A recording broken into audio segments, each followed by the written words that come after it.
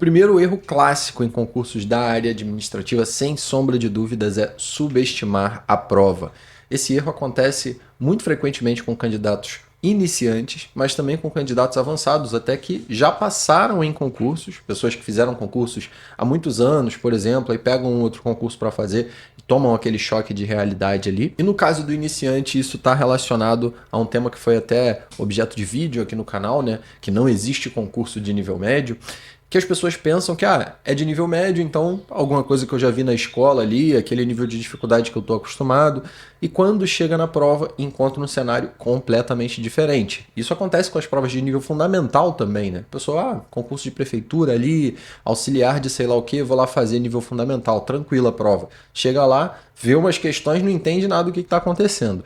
E eu expliquei nesse outro vídeo, né, que o que é de nível médio ou de nível fundamental é o cargo, é o requisito para você ocupar aquele cargo. Que nem numa empresa, por exemplo, onde você tem tal função de gerência aqui que se você tiver um nível superior, você pode ocupar essa função. Algo parecido está até rolando com um amigo meu que trabalha com TI, e ele trabalha como terceirizado de um banco, né? E para ele ser efetivado, né, para se tornar um funcionário do banco mesmo e não da empresa como terceirizado, foi exigido que ele concluísse o nível superior dele. Então ele concluiu a faculdade lá, enfim, as coisas estão tramitando. Então quando você vê concurso de nível médio, concurso de nível fundamental, é mais ou menos isso aí. Isso é exigido de você para ocupar o cargo.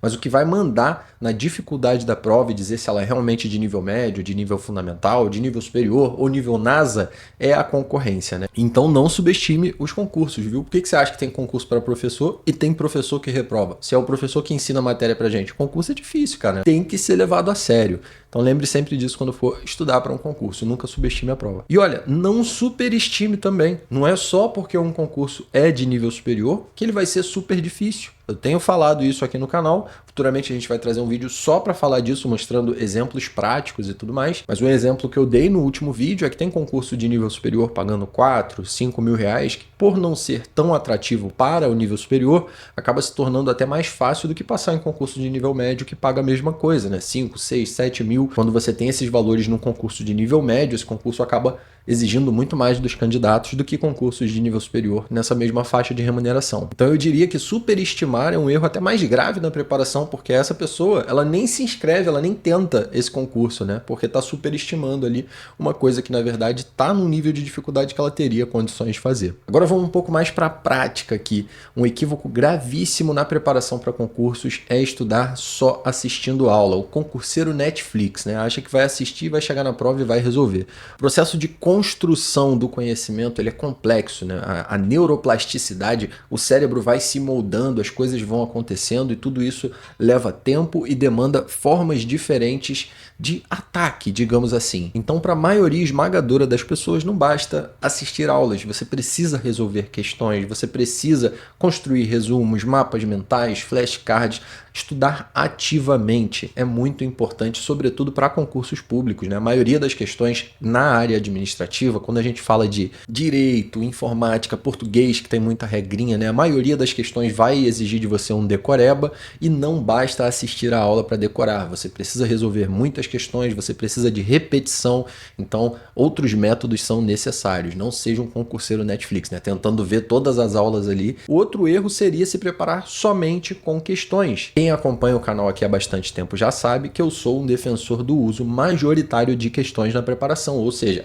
a tendência que você quer na sua preparação é caminhar para um ponto onde a maior parte do seu tempo seja gasto com a resolução de questões e a menor parte do seu tempo com o consumo do conteúdo propriamente dito. Mas para chegar nesse ponto, você precisa mandar muita coisa para dentro da cabeça, até você ter aptidão para ficar praticamente só resolvendo questões. E tem gente que quer chegar nesse último nível já nos primeiros dias de estudo, então já começa a estudar resolvendo só questões. A pessoa não tem repertório ainda, não tem conteúdo ainda para fazer isso, mas ela está fazendo. É igual chegar lá na academia, eu querer fazer a mesma série que um fisiculturista está fazendo, ou fazer a mesma dieta que ele, ou tomar os mesmos suplementos, ou tomar os mesmos anabolizantes que ele. Eu vou acabar morrendo, não vou conseguir produzir resultado nenhum, porque eu sou uma pessoa, ele é outra, né? O estágio de evolução diferente. Então preste muita atenção nisso para não errar feio. Questões são extremamente importantes, mas não é para todo mundo, não é para qualquer qualquer estágio da preparação. Você tem que saber identificar isso. Agora vamos falar de um outro extremo que também diz respeito a assistir aulas, mas não é nem a pessoa que só quer assistir aula, nem a pessoa que só quer resolver questões. É a pessoa que está estudando direitinho, está com as técnicas adequadas, mas ela é excessivamente preocupada, tem muito medo de deixar alguma coisa para trás e de deixar passar uma coisa importante, e ela quer assistir todas as aulas do curso preparatório dela. Cara, isso não vai dar certo, isso é um erro gravíssimo na preparação. Você precisa abordar o consumo de conteúdo de uma forma estratégica, sobretudo com o edital aberto, tá? Sem ter um edital publicado, você pode até se dar o luxo de estudar todas as aulas, isso não vai te fazer mal, tá? O conhecimento, ele não ocupa espaço, como dizia um professor meu lá do Senai, quando eu fiz o curso de elétrica industrial. Então não vai te fazer mal, mas com certeza não é necessário que você veja tudo o que o curso está te fornecendo para passar num concurso. Não sei se você já ouviu falar do estudo reverso, que é você olhar de trás para frente o negócio, então você pega a maioria das provas anteriores, provas da mesma área e tal, para ver como é cobrado, o que é cobrado, e aí você dá uma ênfase maior no seu curso, as aulas daqueles temas ali que caem, que despencam, né, em concursos semelhantes. Fazer dessa forma costuma entregar resultados muito melhores, muito superiores num curto espaço de tempo em comparação a tentar ver todas as aulas, sobretudo naquelas matérias que entregam menos pontos, né? Você já viu conteúdo em curso preparatório de informática, por exemplo, para concursos da área administrativa? Cara, é uma tonelada de conteúdo. Aí você vai ver na prova, às vezes é peso 1, tem 5 questõezinhas e não precisava estudar aquilo tudo ali. Então não se desespere, tá? Isso acontece com várias matérias em proporções diferentes e nem sempre tudo que está ali no seu curso preparatório é necessário para consolidar o seu aprendizado a ponto de você passar num concurso público. Então tem que fazer essa curadoria de conteúdo aí. Falando especificamente desse caso da informática, mas também trazendo outras matérias onde isso pode acontecer, um erro gravíssimo é estudar para todas as matérias a mesma quantidade de tempo.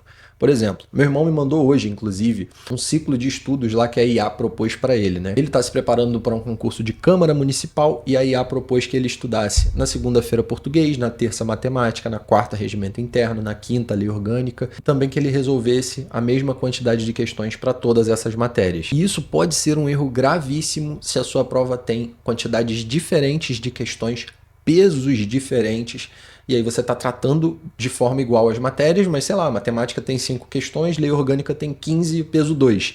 Pronto, tu dedicou a mesma quantidade de tempo para 2 matérias, ó, com peso completamente diferente. E esse pode ser o fator que te coloca dentro ou fora do serviço público. Então, muita atenção aí na hora de decidir quantas horas, quantos dias por semana estudar cada matéria. Você tem que dar a devida atenção às matérias que são mais importantes, que são mais caras para você na hora do resultado final. O que vai pesar mais na sua nota? Vou te falar 2 cenários aqui, vai ficar bem fácil de entender. Imagina uma prova de 100 pontos, onde português tem 10 questões peso 1, ou seja, vale 10 pontos e o restante da prova vale 90 pontos. E imagina uma outra prova, onde português tem 20 questões peso 2, ou seja, 40% da nota.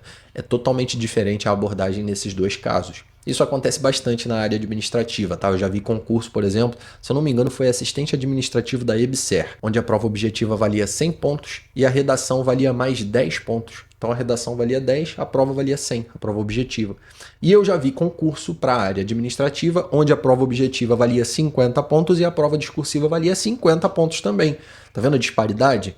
Então, dedicar a mesma quantidade de tempo para cada matéria do edital pode ser fatal para você. Não erre nisso. E vamos ao último erro do vídeo de hoje, um pouco mais específico, já que seria se preparar com questões, tá estudando certo, tá vendo na proporção certa a quantidade de horas, tá distribuindo legal as matérias, mas está estudando para questões diferentes das questões que vão cair no seu concurso. Você sabia que quando você estuda para um banco, sei lá, por exemplo, você está estudando administração, está estudando direito administrativo, a forma de cobrar vai ser diferente num concurso de banco, para um concurso de universidade, para um concurso de tribunal, para um concurso de prefeitura. O que você precisa fazer é o estudo reverso, do qual já falei nesse vídeo. É olhar para frente, ver questões dessa mesma área, olhar outras provas para entender o tipo de questão e a forma que isso é cobrado no seu concurso, e aí sim você parte para a resolução de questões. Isso é menos importante no início, porque você está fixando a matéria. Então, o formato da questão importa menos quando você quer entender